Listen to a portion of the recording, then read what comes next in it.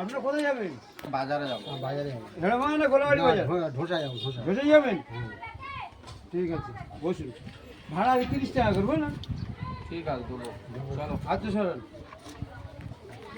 দড়ি বাঁধতে শুরু। হাতটা সরান, সরিয়ে বসুন। কথাটা কম বলবেন, ঠিক আছে? 5 টাকা। কোথায় দড়ি কোথায়? এই এটা দড়ি নয় তো, হাতটা সরান। এটা কি? হ্যাঁ, কি? এটা সিট বেল্ট দেওয়া হচ্ছে। এ কি কারণে হ্যাঁ? দিচ্ছ তুমি? সিট বেল্ট দেওয়া হচ্ছে, আমাদের রাস্তাঘাট ভালো জনগণ পড়ে যাচ্ছে, ওই জন্য সিট বেল্ট দেওয়া হচ্ছে।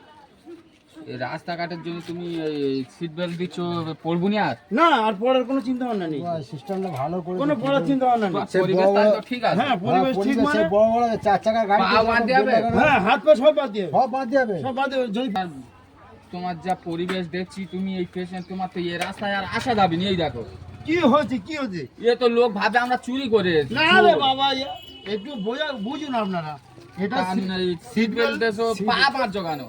সিট বেল্ট না দিলে তো আপনি পড়ে যাবেন, পড়ে গেলে তো গাড়িওয়ালা দায়িত্ব হবে। শালা এই রাস্তায় যাবো নি, এই রাস্তায় যাবো নি। ভাই তুমি ছেড়ে দাও, ছাড় আমার লেবে যাই। আরে দাদা ভাই, বসুন লেবে না। দাও, লেবে দাও, লেবে দাও।